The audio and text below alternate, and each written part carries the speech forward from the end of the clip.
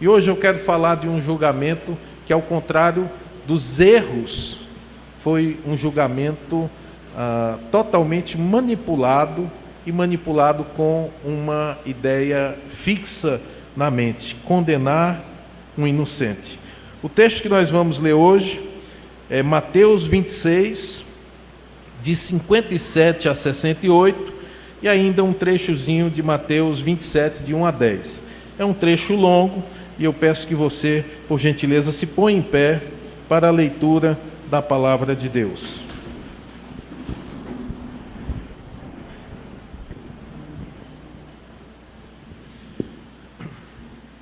Diz assim a palavra: E os que prenderam a Jesus o conduziram à casa do sumo sacerdote Caifás, onde os escribas e os anciãos estavam reunidos.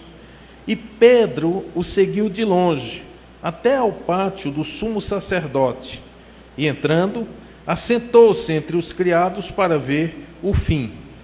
Ora, os príncipes dos sacerdotes e os anciãos e todo o conselho buscavam falso testemunho contra Jesus para poderem dar-lhe a morte, e não o achavam. Apesar de se apresentarem muitas testemunhas falsas, não o achavam. Mas, por fim, chegaram 2 testemunhas falsas e disseram: Este disse: Eu posso derrubar o templo de Deus e reedificá-lo em 3 dias. E levantando-se o sumo sacerdote, disse-lhe: Não respondes coisa alguma ao que estes depõem contra ti? Jesus, porém, guardava silêncio. E insistindo, o sumo sacerdote disse-lhe: Conjuro-te pelo Deus vivo, que nos digas se tu és o Cristo, o Filho de Deus. E disse-lhe Jesus: Tu disseste. Digo-vos, porém, que vereis em breve o Filho do Homem assentado à direita do poder e vindo sobre as nuvens do céu. Então o sumo sacerdote rasgou as suas vestes, dizendo: Blasfemou! Para que precisamos ainda de testemunhas? Eis que bem ouviste agora a sua blasfêmia. Que vos parece? E eles respondendo disseram: É réu de morte. Então cuspiram-lhe no rosto e lhe davam punhadas, e outros o esbofeteavam, dizendo: Profetiza-nos, Cristo, quem é o que te bateu? Agora nós vamos para a continuação, Mateus 27. E chegando a manhã, todos os príncipes dos sacerdotes e os anciãos do povo formavam juntamente conselho contra Jesus para o matarem. E maniatando-o, o levaram e entregaram ao presidente Pôncio Pilatos. Então Judas, o que o traíra, vendo que fora condenado, trouxe, arrependido, as 30 moedas de prata aos príncipes dos sacerdotes e aos anciãos, dizendo: Pequei, traindo sangue inocente.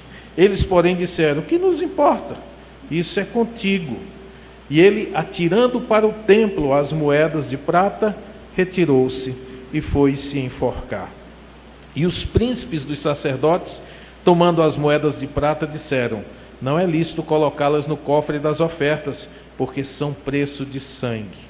E tendo deliberado em conselho, compraram com elas o campo de um oleiro para a sepultura dos estrangeiros. Por isso foi chamado aquele campo até o dia de hoje, campo de sangue. Então se realizou o que vaticinara o profeta Jeremias. Tomaram as 30 moedas de prata, preço do que foi avaliado, que certos filhos de Israel avaliaram, e deram-nas pelo campo do oleiro, segundo o que o Senhor determinou. Oremos. Pai amado, nós pedimos no nome do Senhor Jesus Cristo, que a Tua palavra agora possa ser explanada na autoridade do Espírito Santo, e que Tu faças, ó Deus, converter a Ti toda a atenção, todo pensamento, possa agora ser levado ao Senhor, e que Tu haja segundo a Tua vontade no nosso coração e na nossa mente. É o que pedimos em nome de Jesus. Amém. Pode sentar-se. O julgamento de Jesus essa que vemos hoje, a primeira parte, ele se desenrolou em duas esferas, né? Nós vamos ver isso. A primeira esfera eclesiástica, religiosa, que foi essa levada a efeito pelos os judeus, em que se verifica um desenrolar em cima de uma questão religiosa. E uma segunda fase, ou um segundo julgamento, o julgamento pela autoridade civil, podia-se dizer um julgamento de natureza penal, porque foi para a aplicação da pena capital, uma acusação formal contra Jesus, que foi feita, como vimos aí no capítulo 27, feita diante de Pôncio Pilatos, que era o governador, em algumas traduções diz presidente, mas na realidade era aquele que tinha a responsabilidade pela manutenção da ordem em Israel pelos romanos, né? A primeira fase, no julgamento eclesiástico, nós vamos encontrar, apesar do texto de Mateus não dizer, mas você olhando na sua Bíblia vai encontrar João capítulo 18, a partir do verso 12, a menção de que depois que Jesus é preso lá no Getsêmani, ele é levado, antes de chegar à casa de Caifás, ele é levado para a casa de Anás, que era sogro de Caifás e que havia sido, alguns anos anteriormente, o sumo sacerdote. Pela lei judaica, o sumo sacerdote era um cargo por toda a vida, mas considerando a dominação de Roma e a importância do sumo sacerdote como alguém que dirigia o coração e a mente dos judeus piedosos, o sumo sacerdote passou a ser indicado pelo império. Não era necessariamente aquela pessoa mais apta para o cargo. Foi assim que Anás chegou ao poder, chegou ao sumo sacerdócio e foi substituído, após alguns anos, por 4 de seus filhos e, por fim, o genro, né, Caifás, que era, naquele ano, o sumo sacerdote. Ele havia sido escolhido pelos romanos para continuar. A linhagem dos sumos sacerdotes até ali era a linhagem dos saduceus, aqueles que tinham uma visão mais, vamos dizer, politizada e menos religiosa. Eles eram um grupo mais, vamos dizer, liberal do que o grupo dos fariseus. E isso facilitava o acesso de Roma a eles. Por isso, os sumos sacerdotes daquele período, a partir de 6 depois de Cristo, eram todos da linhagem dos saduceus. Diante disso, quando Jesus é levado à presença de Anás, e ele faz vamos dizer assim, uma investigação prévia do que Jesus falava, ou o que Jesus ensinava, e Jesus dá uma resposta maravilhosa a ele, né? Quando ele pergunta, você vai ver no versículo 19 de João capítulo 18, ele interroga Jesus acerca dos discípulos e da doutrina. Era mais ou menos assim como um delegado tentando descobrir quem eram os outros que participavam daquela seita, para que talvez, provavelmente, ele fosse julgá-los, ele fosse prendê-los, condená-los. E Jesus dá uma resposta no versículo 20 de João 18, que torna o trabalho de Anás totalmente inoperante. Ele diz: eu falei abertamente ao mundo. Eu sempre ensinei na sinagoga e no templo, onde os judeus sempre se ajuntam, e nada disse em oculto. Por que tu me perguntas a mim? Pergunta aos que ouviram, o que é que lhes ensinei? Eis que eles sabem o que eu lhes tenho dito. Isso é uma resposta em que Jesus não somente afirma a verdade, ele nunca pregou escondido, todo o seu ensino tinha sido público, a partir que ele se dá a conhecer ao mundo, né, no batismo de João Batista. Ele nunca deixou de ensinar e nunca ficou escondendo o jogo. É uma resposta verdadeira, mas ainda assim uma resposta sábia, porque falando a verdade, ele não entregou os seus discípulos. Como Anás não conseguiu nada de Jesus, ele manda que Jesus seja levado então para Caifás, que é o que nós vimos aqui no Evangelho. Esse momento em que, versículo 57, em que diz que Jesus foi conduzido à casa do sumo sacerdote. E é interessante que também o texto aqui não nos diz, mas Pedro e um outro discípulo seguiram Jesus depois de preso. O discípulo desconhecido, nós não sabemos quem é, os comentaristas acham que era João. O discípulo desconhecido entrou junto com o conselho e assistiu lá de dentro o que acontecia com Jesus. E Pedro não. Pedro, não sendo conhecido, ficou do lado de fora, junto com as tropas, com os criados, e ali buscava se aquentar, como nós vimos aqui alguns domingos atrás, no momento em que ele nega Jesus Cristo, né? Aquelas 3 vezes em que ele é chamado à responsabilidade. Dizem, você era um deles, você estava com ele, até o seu sotaque mostra que você fazia parte do grupo dos galileus. E Pedro, com muita força, com muita veemência, ele nega sequer conhecer Jesus, né? Então esse é o momento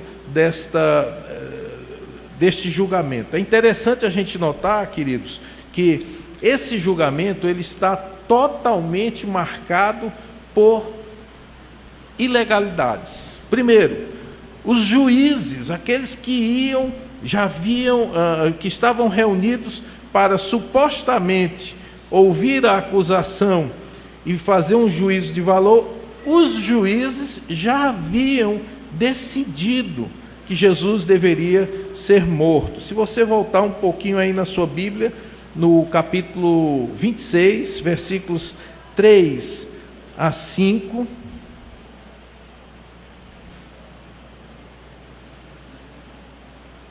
você vai encontrar a descrição de que eles se reuniram e decidiram que deveriam matar Jesus. Mas disseram assim, não vamos fazer isso durante a festa, durante a Páscoa, para não criar alvoroço no meio do povo. Eles tinham um grande receio de que, uma vez que Jesus entrara na cidade, né, fora aclamado, no domingo de Ramos, nós estamos aqui na madrugada da Sexta-feira Santa, como a gente comumente chama, né? Domingo de Ramos, Jesus entra em Jerusalém, entra aclamado pela população, e os fariseus, os sacerdotes, os principais, eles fazem um complô, eles decidem, de fato, que Jesus Cristo deveria ser morto. Mas não durante a festa. Eles não queriam que houvesse tumulto, com medo de que os romanos viessem ali tomar o seu lugar. Os juízes já sabiam qual era a sentença que deveriam dar. Não foi dado a Jesus um advogado de defesa. Ele é apresentado e é questionado, mas não há ninguém para aconselhá-lo. Não era permitido julgamento de noite. Esses eventos aconteceram entre 1 e 3 horas da manhã. E eles queriam concluir esse julgamento antes que amanhecesse, porque a lei dizia que era necessário que se passasse ao menos um dia entre uma condenação e a leitura da sentença. E como a contagem de tempo dos judeus era aquela de sol a sol, eles estavam ainda, não tinha ainda amanhecido o dia, eles estavam ainda na noite de quinta-feira. Como era para passar um dia, na manhã seguinte, muito cedo, ou seja, no amanhecer de sexta-feira, Jesus foi novamente ouvido, mas dessa vez para dar a sua sentença final, a sentença de condenação no tribunal eclesiástico. Por isso que eles não perderam tempo. Se eles tivessem que aguardar um pouco mais, Jesus não seria sacrificado na Páscoa. E aí você vê o que a soberana mão de Deus faz em silêncio. Deus havia proposto desde sempre que Jesus fosse o nosso Cordeiro Pascal, que ele fosse aquele Cordeiro de Deus que tira o pecado do mundo, o sacrifício perfeito pelo perdão dos nossos pecados. E isso seria extremamente forte na Páscoa, quando todos a simbologia de um povo que estava dominado, de um povo que era escravo, foi liberto pela poderosa mão de Deus lá no Egito, há tantos séculos atrás. Agora era um indicativo de que o povo que estava preso no pecado seria também liberto pela poderosa mão de Deus, mediante o sacrifício do Cordeiro de Deus, o seu próprio Filho, sendo morto durante a Páscoa para o perdão dos nossos pecados. Não era permitido o julgamento de noite. Os fariseus não poderiam sequer iniciar um julgamento desse tipo na véspera de uma grande festa. Eles estavam às portas da Páscoa, então não deveria ser permitido que um julgamento cuja pena seria a morte, poderia vir a ser de morte, não poderia ser iniciado. Agora vocês lembram que o que determinou essa pressa foi o fato de Judas ter ido oferecer Jesus. Até então, os fariseus não tinham encontrado uma boa oportunidade, os líderes religiosos não haviam encontrado ainda ocasião contra Jesus, e Judas entregou Jesus de bandeja. O que quereis dar-me para que eu vô-lo entregue? E Jesus então foi traído pelo seu amigo, aquele que andava com ele, pelo preço de um servo, uma diária de um servo, 30 moedas de prata. Mas o fato é que as ilegalidades desse julgamento se acumulam. Era proibido se executar uma sentença de morte durante a Páscoa, porque esta era uma semana consagrada. Você vai ver em Êxodo 12:15, em que é ordenado que não se deve ter sequer fermento na casa do judeu. De tão sagrada que era aquela semana, aquela preparação que o judeu passava, não poderia ser encontrado sequer fermento. O fermento é uma figura que Deus usa para mostrar o pecado. Então, a Páscoa era um tempo em que eles queriam mostrar que queriam se livrar do pecado. E para evitar qualquer coisa, nem mesmo fermento se permitia ter na casa de um judeu durante esse período. Uma semana de consagração para aquele povo. Por isso, havia uma proibição para que uma sentença de morte fosse passada às vésperas da festa religiosa. Mas isso não impediu que os fariseus e os saduceus o fizessem. Jesus foi entregue por meio de suborno. O versículo 63 nos mostra algo que a nossa própria Constituição proíbe: que alguém gere prova contra si mesmo. No caso de Jesus, depois de apresentarem várias e várias falsas testemunhas, o sumo sacerdote já não mais suportando, porque aquela, apesar de ser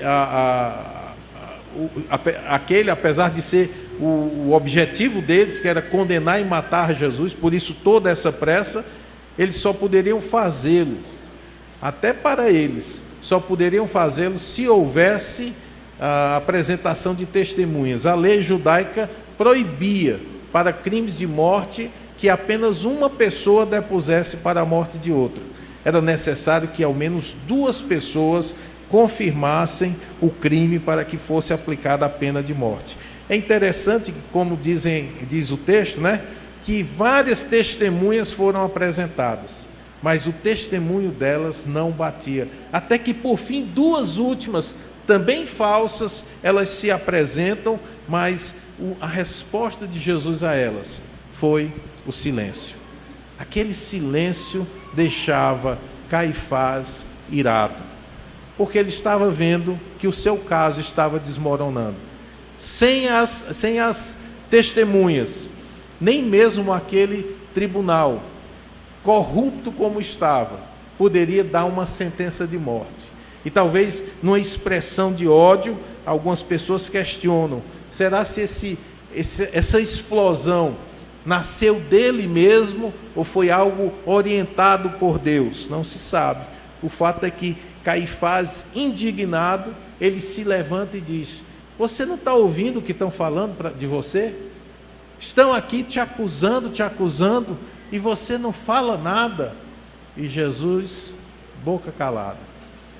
E aí ele passa então para fazer a sua última jogada para aquela turma, uma jogada de mestre.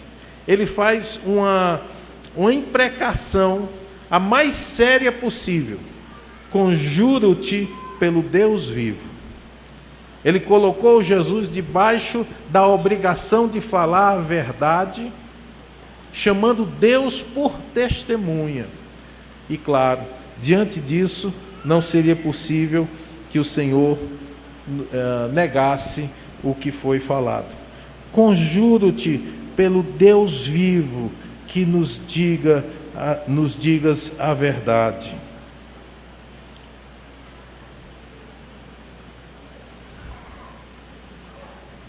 Que nos digas se tu és o Cristo, o Filho de Deus. A pergunta dele, o cerne da questão era essa. As testemunhas estão aqui se avolumando, mas nenhuma consegue comprovar um crime digno de morte. Sequer crime.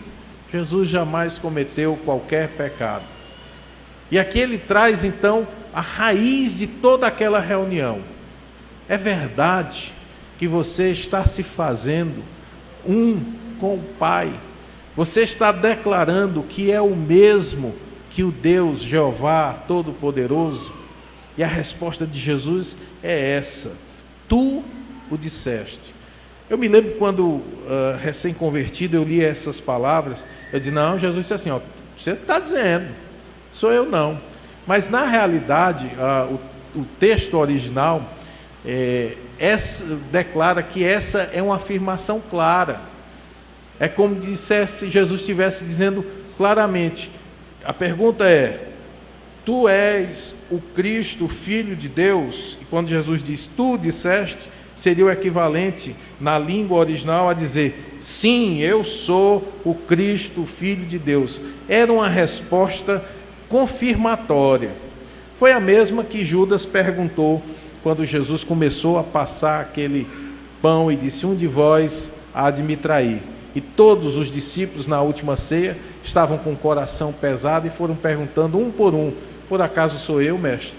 Por acaso sou eu? E quando chega em Judas, e Judas pergunta: por acaso sou eu? Jesus dá a mesma resposta: tu o disseste, sim, tu és o homem. E agora, diante dessa declaração de Jesus, diante da confissão de Jesus, que ele de fato era o Cristo, o Filho de Deus, somada a declaração seguinte, ele diz: vereis, versículo 64, vereis em breve o Filho do Homem assentado à direita do poder e vindo sobre as nuvens do céu. Ou seja, ele está dizendo: eu sou o cumprimento da profecia de Daniel 7. Aquilo foi a gota d'água. A atitude do sumo sacerdote, e aqui é uma pantomima geral, né? Ele rasga as suas vestes, dizendo: blasfemou, blasfemou. Talvez aquilo fosse uma demonstração incontida da sua alegria. O que ele mais queria era condenar Jesus. Eles tinham um prazo exíguo para fazer com que Jesus fosse condenado. Era necessário que a condenação acontecesse de noite, para que pela manhã, pela contagem dos judeus, já fosse um outro dia, para que Jesus fosse levado à condenação, fosse levado ao governador romano, este autorizasse a morte e Jesus fosse, como de fato foi, crucificado à morte, crucificado à tarde. Por isso essa pressa. E quando Jesus entrega a verdade para ele, aquele homem representa o papel de um juiz isento e indignado, porque alguém havia blasfemado na sua presença. Esse julgamento foi também injusto, porque eles colocaram Jesus para que se incriminassem e usaram testemunhas falsas que não provaram nada.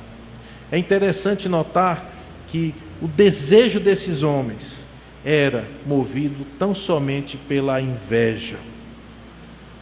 Eles não suportavam tudo o que Jesus era.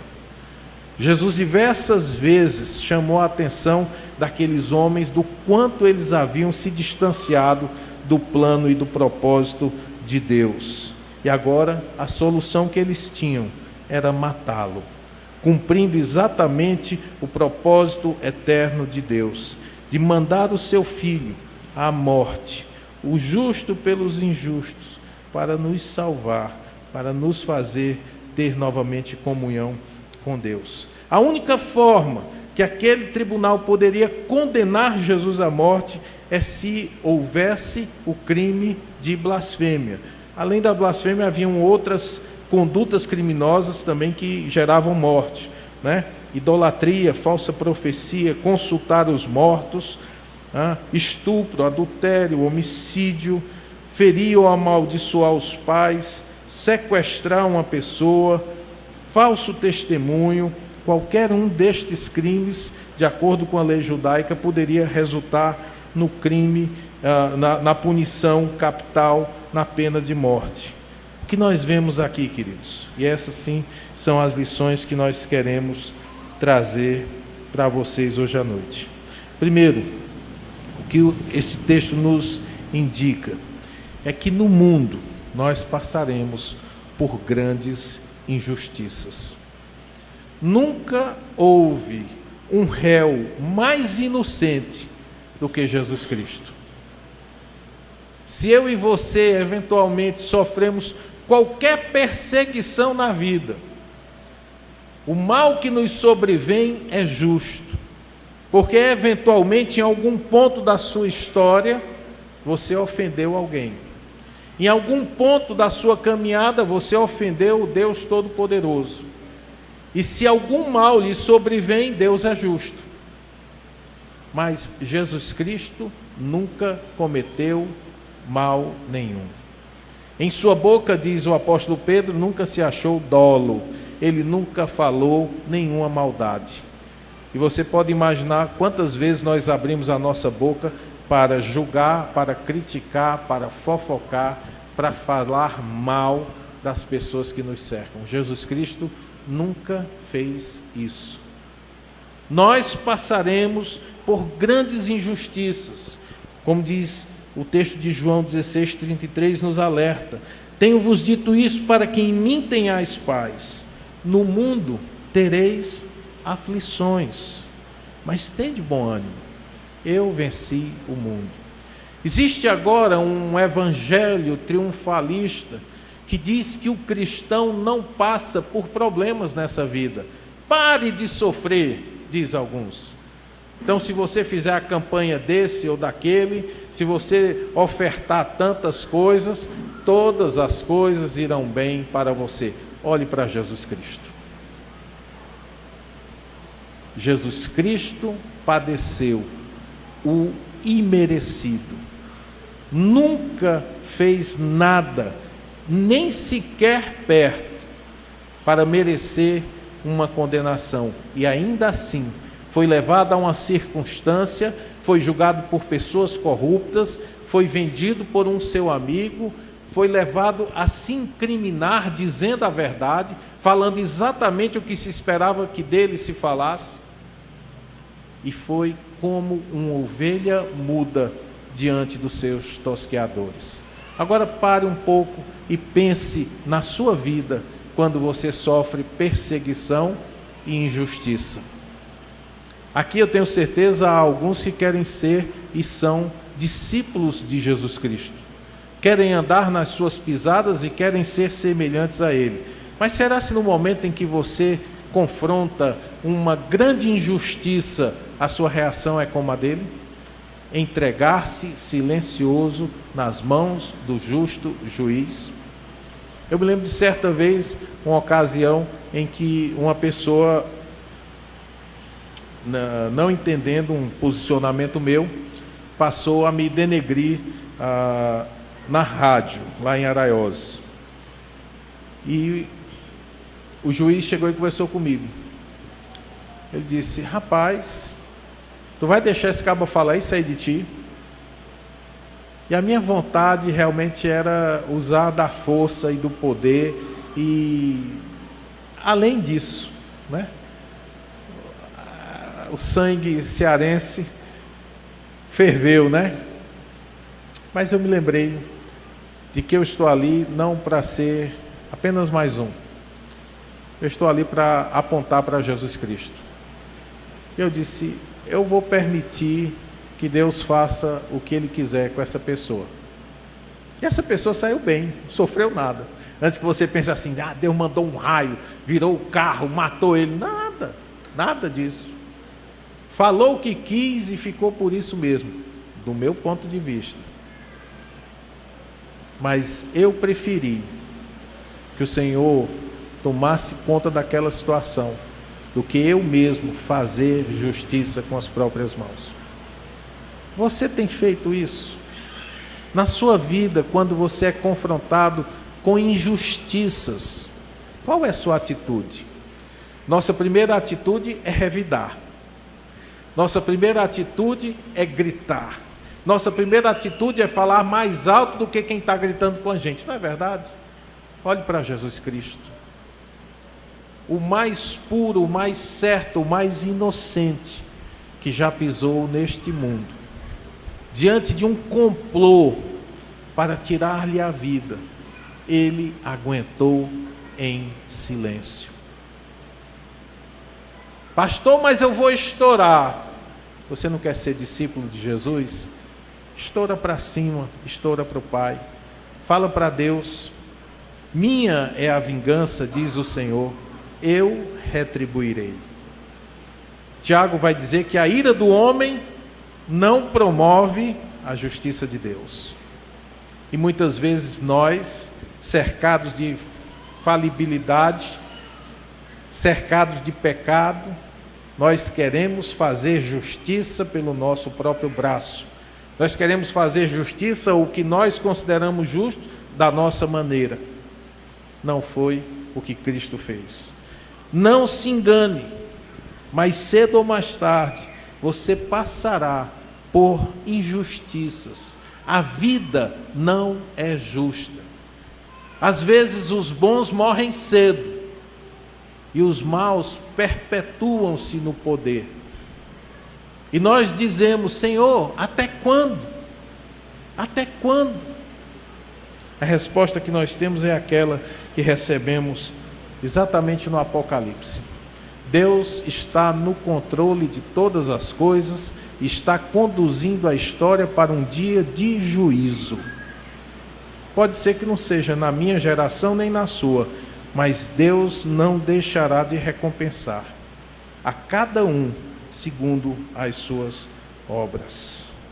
Provérbios 25:11 diz: como maçãs de ouro em salvas de prata, assim é a palavra dita a seu tempo. E Amós 5:13 nos diz: portanto, o que for prudente guardará silêncio naquele tempo, porque o tempo será mau. Antes que diante da injustiça você estoure como um balão inflado, eu quero que você olhe para Jesus Cristo. E quando sofrer a perseguição, quando vier a aflição, quando alguém fizer o errado com você, olhe para Jesus Cristo e diga: Senhor, eu quero ser teu seguidor. Eu quero não somente os benefícios do céu, mas eu também estou disposto a carregar a minha cruz todos os dias. Segunda lição que esse texto nos traz é que a verdade sobre Jesus pode nos custar tudo.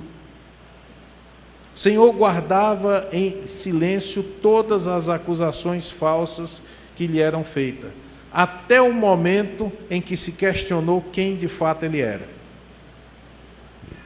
Conjuro-te pelo Deus vivo, que digas se tu és o Cristo, o Filho de Deus.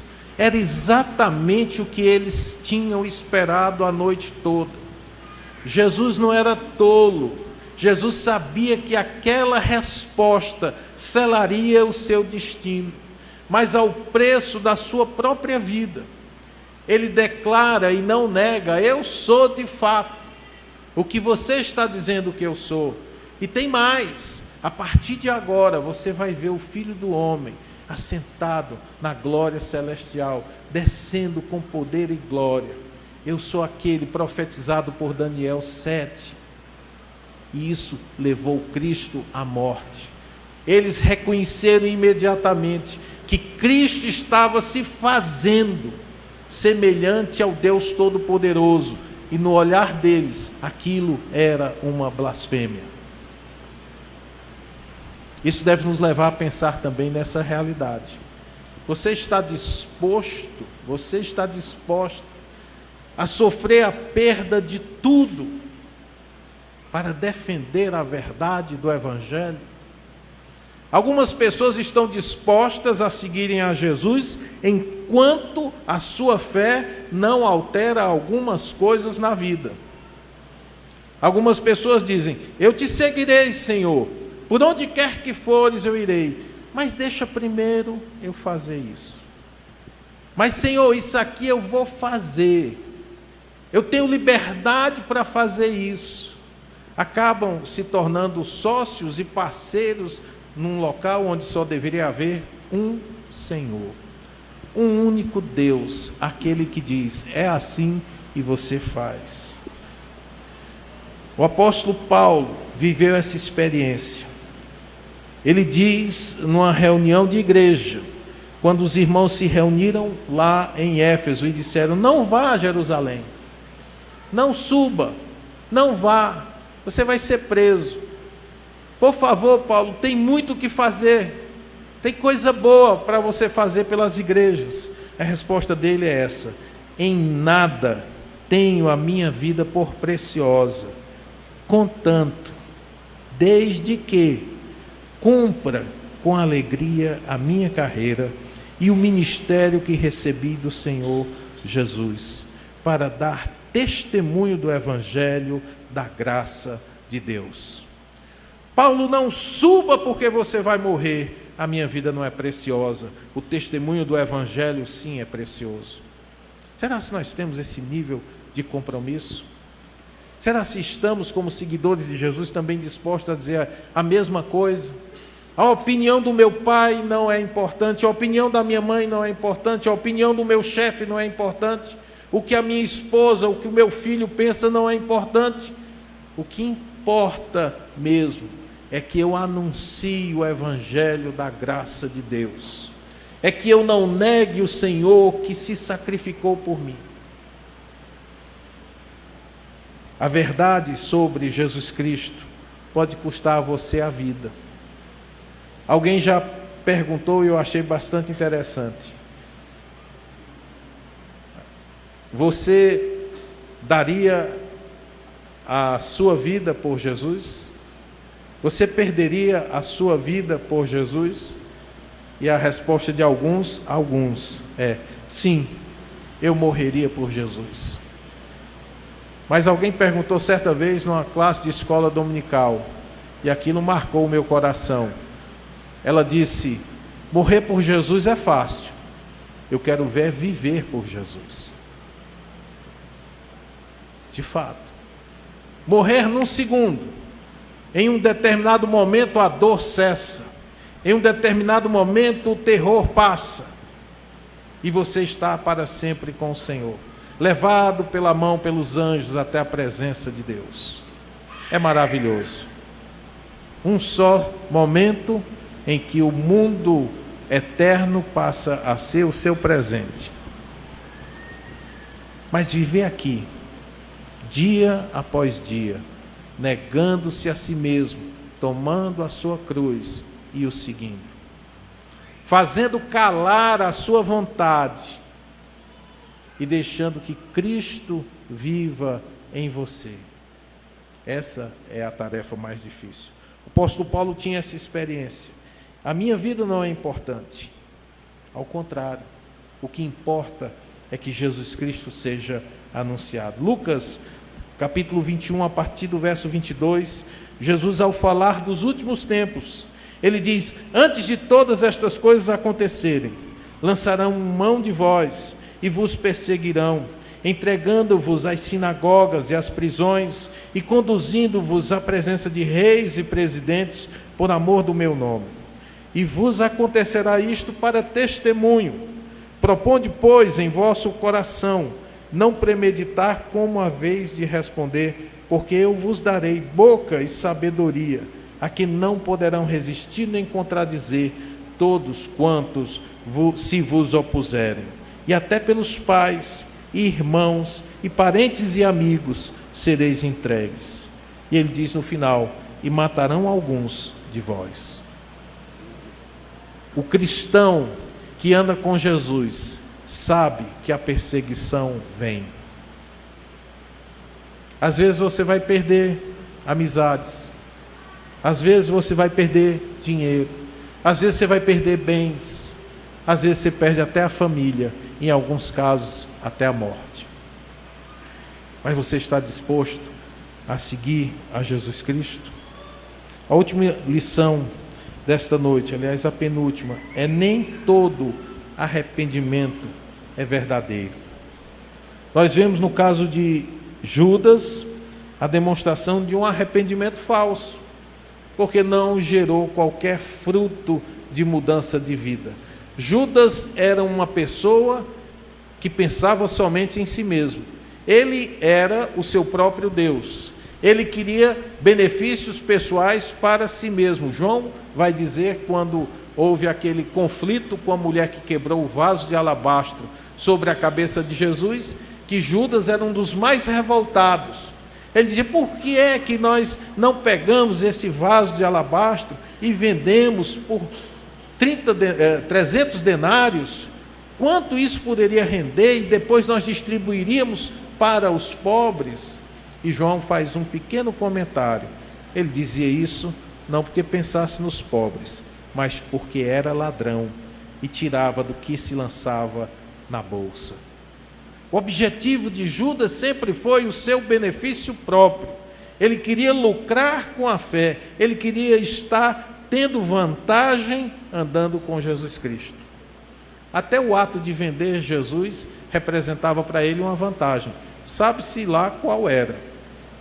Talvez ele, vendo a iminência de Jesus ser preso, ele diga: bom, eu não vou sair desse negócio aqui de mãos abanando.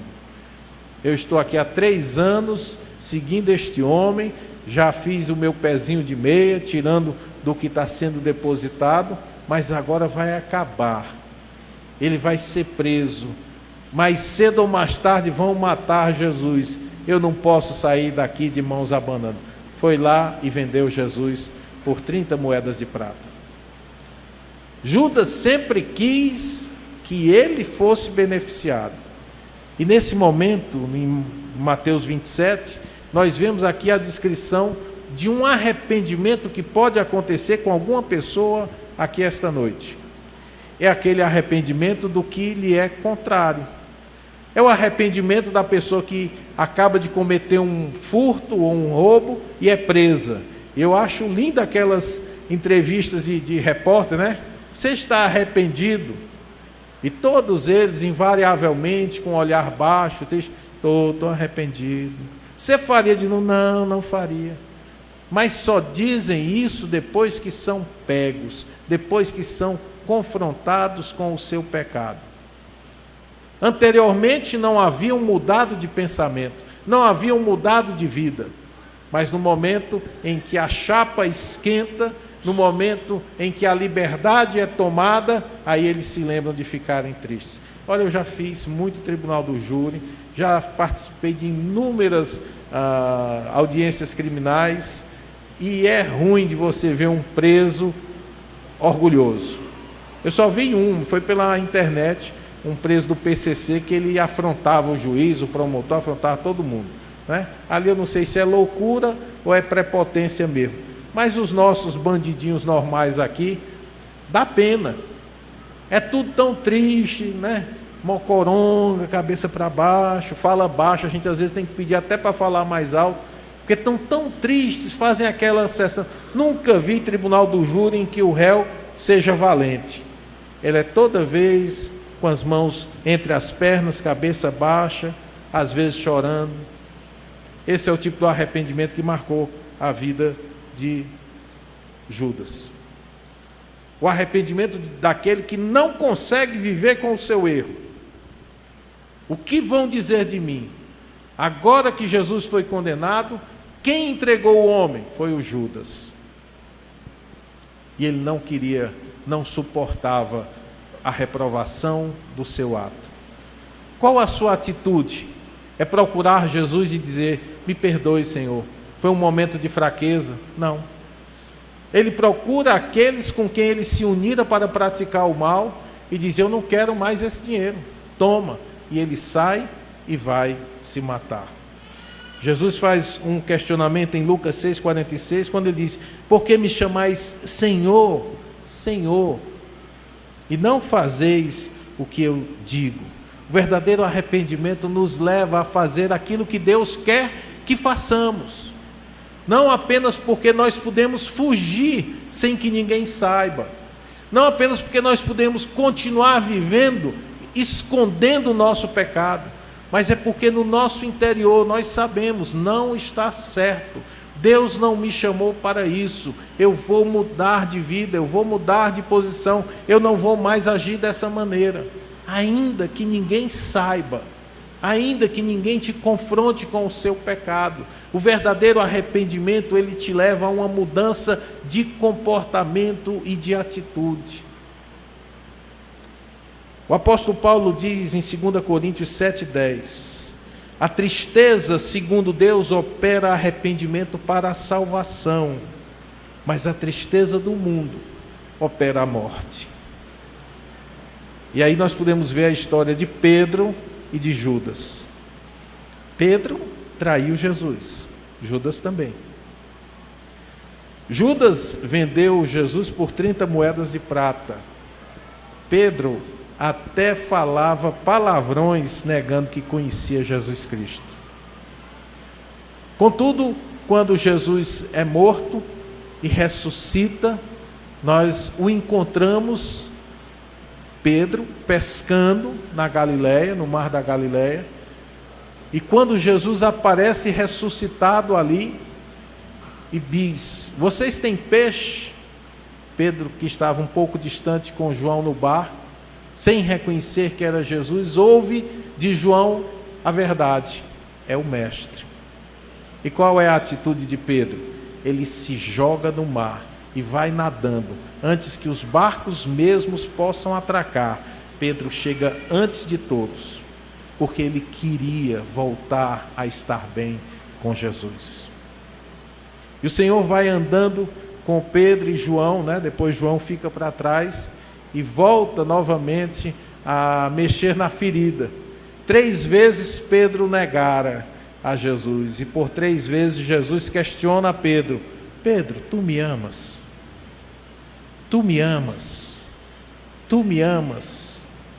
E talvez naquela 3ª vez, Pedro, tocado, relembrando as 3 vezes que ele dissera que nem conhecia Jesus, ele disse: Senhor, tu sabes todas as coisas, tu sabes que eu te amo. Aí está o arrependimento para a salvação. Eu te neguei, eu disse que não te conhecia, eu agi como uma pessoa que não tem qualquer compromisso contigo, mas olhe meu coração é teu. Se o Senhor não quiser mais nada comigo, eu não posso deixar de te amar. Eu amo, tu sabes que eu te amo. E a palavra de Jesus é também uma lição para nós. Ainda que você tenha errado, ainda que você tenha pecado, ainda que você tenha caído, ainda que você tenha negado o seu Senhor, a palavra dele continua sendo a mesma. apacenta os meus cordeirinhos, eu te dou uma segunda chance, não está tudo perdido, eu sou o Deus que restaura o caído. Eu não desisti de você, Pedro. Você talvez no seu olhar, na sua visão, você seria aquele que ia para o fundo da fila, todo mundo ia passar por cima de ti. Quem vai confiar num homem que negou ao Senhor 3 vezes? Cala a boca, Pedro, tu negou Jesus. Jesus, vem cá, eu vou te colocar para ser o que vai apacentar, o pastor no meio dos demais apóstolos. Eu não sei quão fundo você caiu, mas eu posso dizer que Jesus Cristo quer restaurar a sua vida. Ele quer tornar você a ser quem Ele planejou que você fosse. Você está triste pelos seus pecados, mas continua neles. Uma corda como a de Judas te espera. Você está triste, mas quer uma vida nova. Você quer restaurar sua comunhão com o Senhor. Uma posição de destaque Deus guardou para você. E a última lição nesta noite, que na realidade é o que eu gostaria que você pensasse. Por que Jesus teve que morrer? Há um cântico antigo que diz: deixou o esplendor da sua glória, sabendo o destino aqui. Estava só e ferido no Gólgota, para dar sua vida por mim. Isso é uma pura verdade. Jesus Cristo teve que passar pelo Getsêmani. Jesus Cristo teve que passar pela crucificação,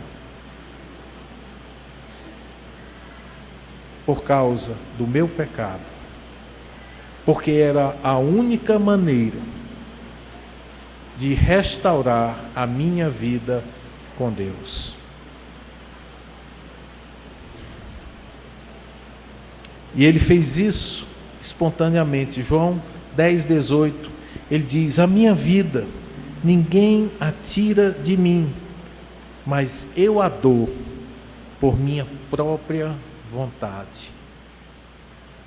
Jesus Cristo não foi um tolo útil. Jesus Cristo não foi alguém que foi pego no meio das maquinações humanas. Jesus Cristo foi alguém que desceu da sua glória, pensando em salvar pecadores aqui embaixo. Foi vítima de um julgamento injusto. Sofreu a crueldade dos guardas, dos soldados. Foi esbofeteado, foi cuspido, recebeu uma coroa de espinhos, recebeu porretadas na cabeça e, por fim, foi crucificado, pregado com cravos em uma cruz. Passou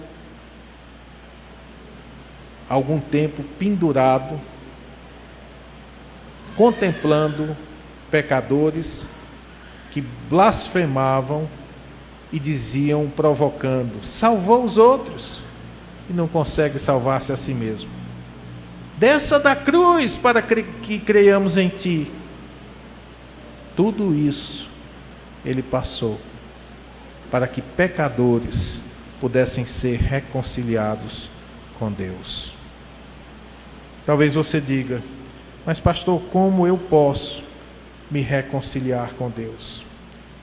Se Jesus passou tudo isso, foi vítima desse julgamento ilegal e injusto, se Ele participou de todos esses sofrimentos, sofreu o maior sofrimento de todos, que foi ter sido separado do Pai, lá na cruz, quando os nossos pecados foram colocados sobre Ele.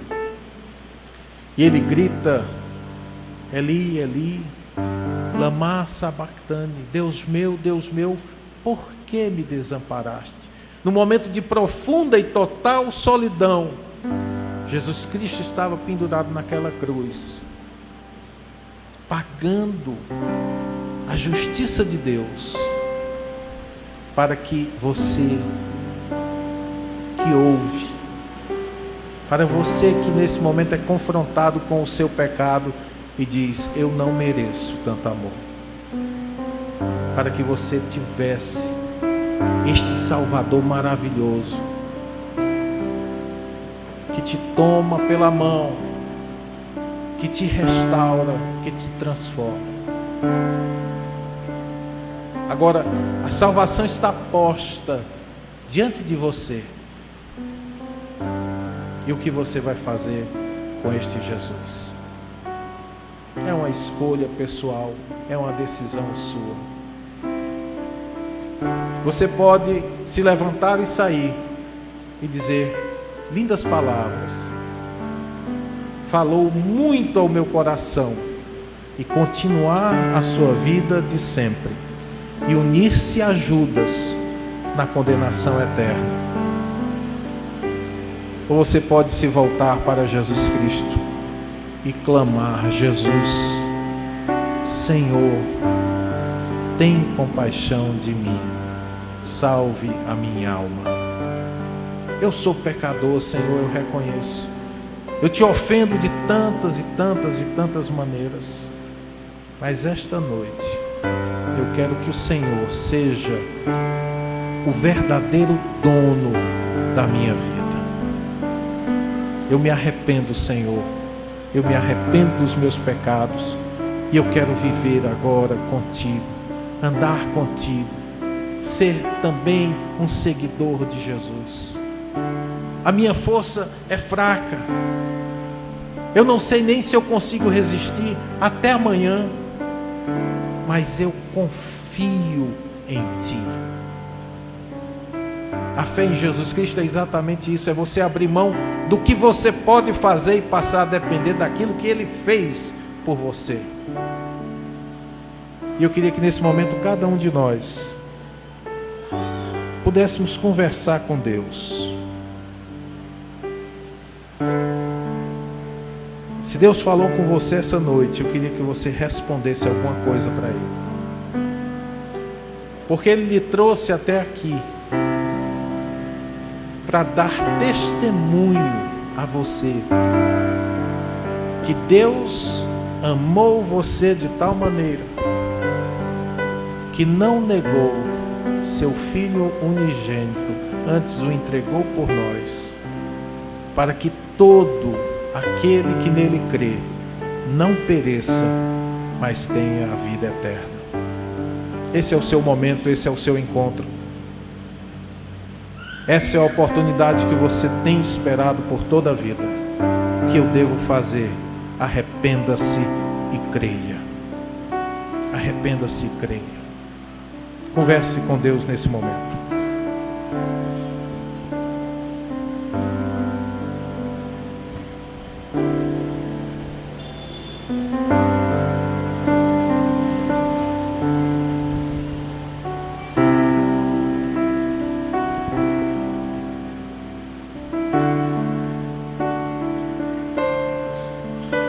Senhor nosso Deus e Pai querido, nós te agradecemos por Jesus Cristo.